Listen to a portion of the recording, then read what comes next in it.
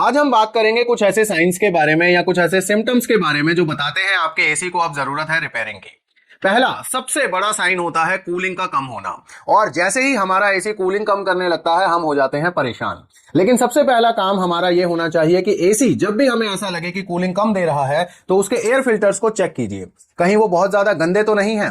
क्योंकि अगर फिल्टर्स चौक हो जाएंगे गंदगी के कारण तो भी कूलिंग कम होगी और एयर फ्लो भी कम हो जाएगा। लेकिन अगर आपने एयर फिल्टर्स को साफ कर लिया है फिर भी कूलिंग कम आ रही है तो आपको टेक्नीशियन को बुला लेना चाहिए, क्योंकि अब हो सकता है एसी में गैस लीक हो गई हो जिसकी वजह से कूलिंग कम हो गई है।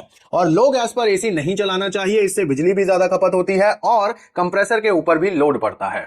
दूसरा साइन होता है ज्यादा नॉइस या फिर वाइब्रेशंस। अगर आप नोटिस कर रहे हैं कि आपका एसी अब पहले से ज्यादा नॉइस करने लगा है या अचानक से कोई नॉइस या वाइब्रेशंस की साउंड आपको आने लगी है तो आपको अलर्ट हो जाना चाहिए, क्योंकि यह एक मैकेनिकल प्रॉब्लम हो सकती है। तीसरा साइन है पानी का टपकना या फिर water leakage from indoor unit, और ये स्प्लिट एसी के केस में ही होता है। स्प्लिट एसी के इंडोर यूनिट से कई बार पानी टपकने लगता है जो आपके अंदर दीवार पर या फिर फर्श पर गिरने लगता है, और ये काफी एम्बैरेसिंग हो जाता है, इरिटेटिंग हो जाता है। इसको जल्द से जल्द आपको ठीक करा लेना चाहिए। अब ये होता क्यों है?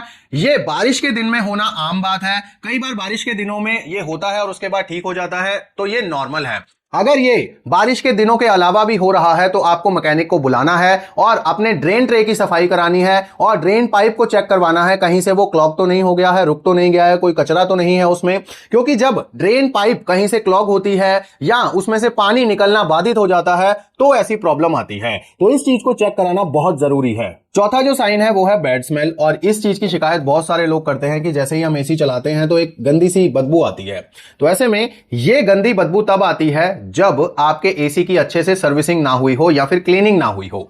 अगर आपके फिल्टर्स भी बहुत ज्यादा गंदे हैं तो भी ये स्मेल आ सकती है, और अगर कॉइल की क्लीनिंग अच्छे से नहीं हुई है तो भी ये स्मेल आ सकती है। तो आपको टेक्नीशियन को सर्विसिंग के टाइम बोलना है कि अच्छे से क्लीनिंग करो हमारे एसी की, ताकि हमें बैड स्मेल ना आए। पांचवा साइन है इलेक्ट्रिसिटी बिल अचानक से बढ़ जाना। अगर आप नोटिस कर रहे हैं कि आपका एसी पहले की तुलना में अब ज्यादा बिजली खा रहा है तो आपको अलर्ट हो जाना है। ज्यादा बिजली एसी तभी खाता है जब उसके कंप्रेसर के ऊपर लोड पड़ता है। अब ये लो गैस के कारण भी हो सकता है, लो वोल्टेज के कारण भी हो सकता है, और क्लीनिंग ना हो रखी हो एसी की तब भी हो सकता है। तो सबसे पहला काम है फिल्टर्स को चेक करना। अगर फिल्टर्स ठीक हैं, साफ हैं, तो एसी की सर्विसिंग कराइए, क्योंकि गंदी कॉइल्स रहेंगी तो भी इलेक्ट्रिसिटी बिल काफी बढ़ जाता है। अगर ये दोनों काम भी हो चुके हैं तब डेफिनेटली कोई मैकेनिकल प्रॉब्लम है। तो दोस्तों, इनमें से कोई भी साइन अगर आपको अपने एसी में दिखे तो डीले मत कीजिए, आपको तुरंत टेक्नीशियन को बुलाकर उसे फिक्स करवा लेना है। क्योंकि एसी को जब आप बिल्कुल अप टू डेट रखेंगे तो वो आपको कूलिंग भी अच्छी देगा और बिजली भी कम खाएगा और उसकी लाइफ भी ज्यादा बनी रहेगी। इसी तरह की नॉलेजेबल वीडियोस देखते रहने के लिए चैनल के साथ जुड़े रहिए, और ये वीडियो अच्छा लगा तो लाइक जरूर करते जाइएगा।